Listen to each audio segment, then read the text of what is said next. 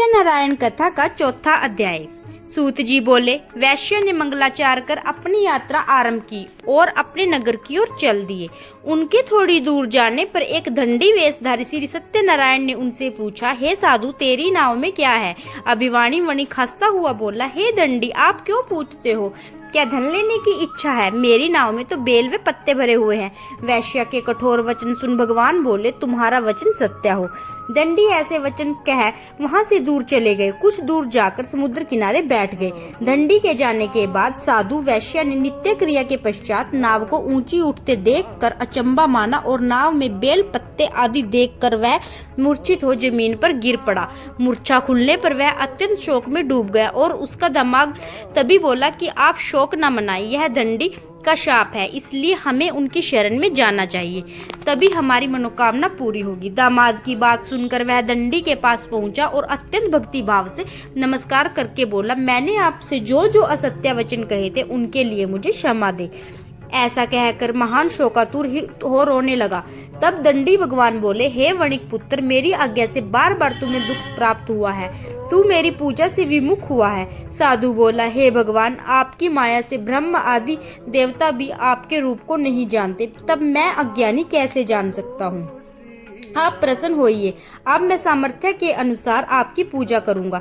मेरी रक्षा करो और पहले के समान नौका में धन भर दे।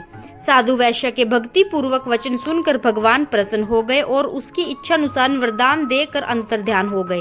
ससुर जमाई अब नाव पर आए तो नाव धन से भरी हुई थी। फिर वहीं अपने अन्य साथियों के साथ सत्यनारायण भगवान का पूजन कर अपने नगर को चल दिए। जब नगर के नजदीक पहुंचे तो दूत को घर पर खबर करने के लिए भेज दिया।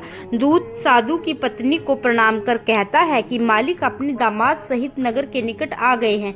दूत की बात सुन साधु की पत्नी लीलावती ने बड़े हर्ष के साथ सत्यनारायण भगवान का पूजन कर अपनी पुत्री लीलावती से कहा कि मैं अपने पति के दर्शन को जाती हूँ, तू कार्य पूर्ण कर शीघ्र आ जा। माता के ऐसे वचन सुन कलावती जल्दी में प्रसाद छोड़ अपने पति के पास चली गई।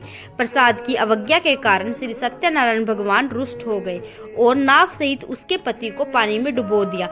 कलावती अपने पति को वहां न पाकर रोती हुई जमीन पर गिर गई। नौका को डूबा हुआ देख वह कन्या को रोता देख साधु दुखी होकर बोला कि हे प्रभु, मुझसे तथा मेरे परिवार से जो भी भूल हुई है उसे क्षमा करें। साधु के दीन वचन सुनकर श्री सत्यनारायण भगवान प्रसन्न हो गए और आकाशवाणी हुई कि हे साधु, तेरी कन्या मेरे प्रसाद को छोड़कर आई है, इसलिए उसका पति अदृश्य हो गया है।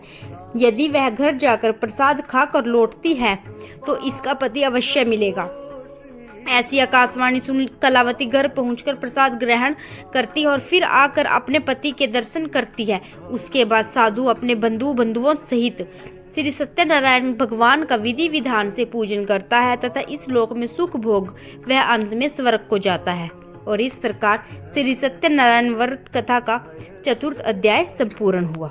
तो बोलिए, श्रीमन नारायण नारायण नारायण, भजमन नारायण नारायण नारायण। जय श्री सत्यनारायण भगवान की जय। धन्यवाद। अगर आपको यह कथा अच्छी लगी हो तो चैनल को सब्सक्राइब भी कर दीजिएगा।